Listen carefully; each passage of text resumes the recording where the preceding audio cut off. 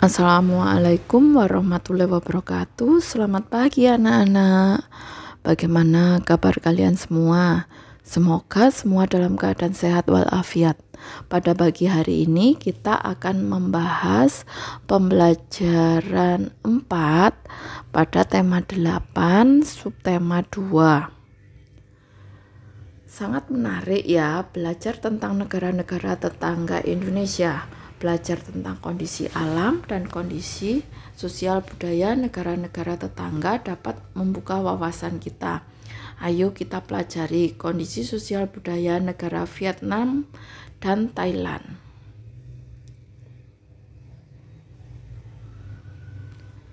Vietnam, keadaan sosial budaya.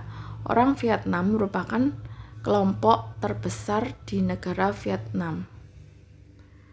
Mereka disebut Viet atau Kin. Mereka tinggal di tepi pantai. Orang Hoa, etnis Tionghoa, tinggal di dataran rendah. Pakaian tradisional wanita Vietnam disebut Áo Dai.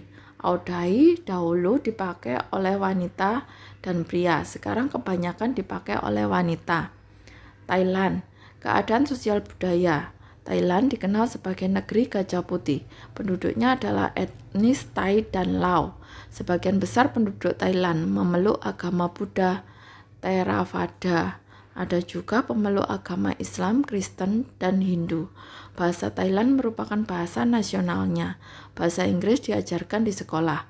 Olahraga tinju tradisional Thailand disebut Muay Thai.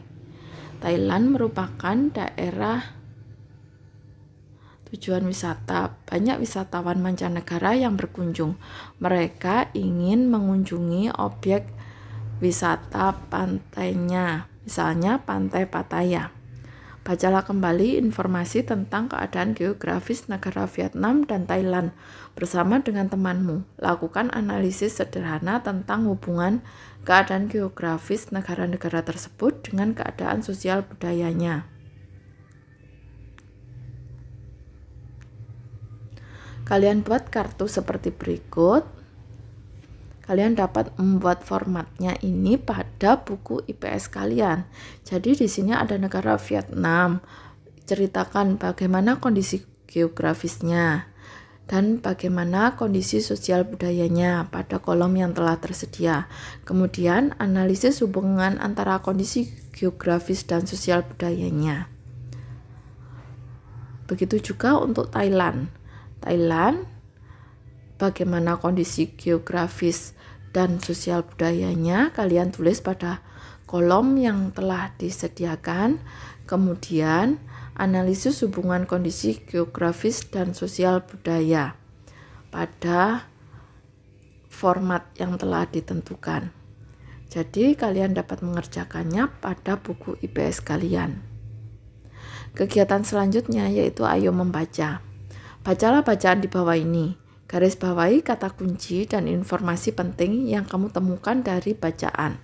Pembangunan sektor pertanian di Asia Tenggara. Pertanian merupakan sektor yang sangat strategis untuk menumbuhkan perekonomian negara, khususnya bagi negara-negara berkembang di kawasan Asia Tenggara. 3 negara yaitu Thailand, Vietnam, dan Kamboja menjadi contoh dalam penelitian ini untuk melihat pembangunan sektor pertanian bagi ketiga negara tersebut. Sektor pertanian adalah kunci perekonomian mereka dari waktu ke waktu. Sektor pertanian mempunyai arti yang sangat penting bagi masyarakat dan sangat berarti untuk menopang perekonomian negara di Asia Tenggara. Raja Bhumibol Adulyadej dari Thailand mengibaratkan agriculture is the human life. RRI dan Doa 2004. Yang dapat diartikan bahwa kehidupan masyarakat sangat tergantung pada sektor pertanian. Selain sebagai penyumbang perkembangan perekonomian, keuntungan lain yang dapat didapatkan dari sektor pertanian adalah penyerapan tenaga kerja yang tinggi, khususnya tenaga kerja di pedesaan. Di Thailand misalnya, dari tahun 2001 sampai 2006, sektor pertanian menyerap 38% sampai dengan 39% dari seluruh total tenaga kerja. Encyclopedia of Nations tahun 2001 tentang Library of Congress 2007. Sektor ini pun telah berjasa dalam menyerap tenaga kerja yang terkena pemutusan hubungan kerja atau PHK. Ketika krisis ekonomi regional melanda Thailand pada tahun 1997 sampai 1998. Sementara itu Kamboja, data World Bank 2005 menyebutkan bahwa sekitar 75% sampai 85% penduduk bekerja pada sektor pertanian. Sektor pertanian, terutama pertanian padi, merupakan sumber pendapatan utama bagi mayoritas petani di Thailand, Vietnam, maupun Kamboja. Ketiga negara ini mempunyai kelebihan sumber daya alam, antara lain terdapatnya kawasan subur untuk budidaya tanaman padi, seperti di desa di delta Sungai Mekong. Sebagai penghasil beras yang utama, kawasan delta Mekong ini sering kali disebut sebagai rice bowl. Produksi pertanian di negara yang termasuk dalam kawasan Das Mekong menjadi andalan utama untuk mencukupi kebutuhan penduduk dan juga untuk ekspor. Saat ini Thailand adalah produsen beras pertama terbesar di dunia, yang diikuti oleh Vietnam. Walaupun Thailand, Vietnam, dan Kamboja dikenal sebagai negara-negara pengekspor beras, tetapi fluktuasi produksi beras tetap saja mereka alami. Di Vietnam dan Kamboja sebagai contoh, produksi beras sempat menurun di level terendah ketika kedua negara ini masing-masing mengalami perang saudara.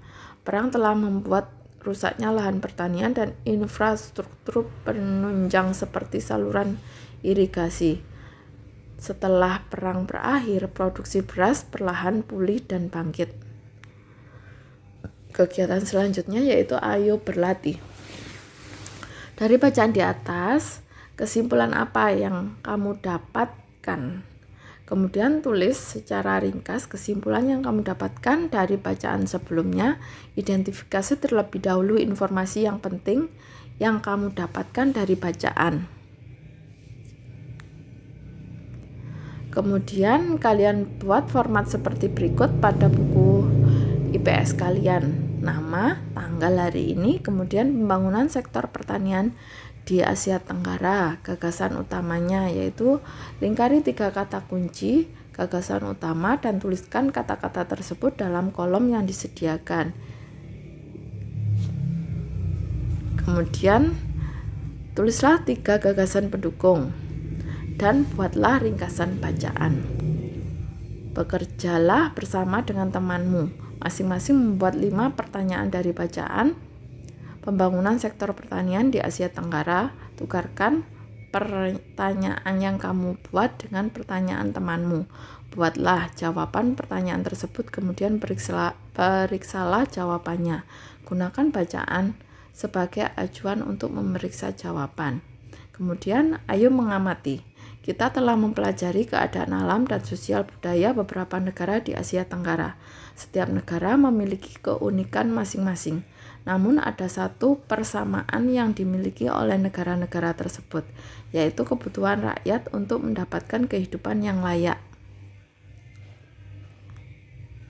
Kemudian Undang-Undang Dasar Negara Republik Indonesia tahun 1945 menyatakan bahwa warga negara Indonesia berhak untuk mendapatkan penghidupan yang layak.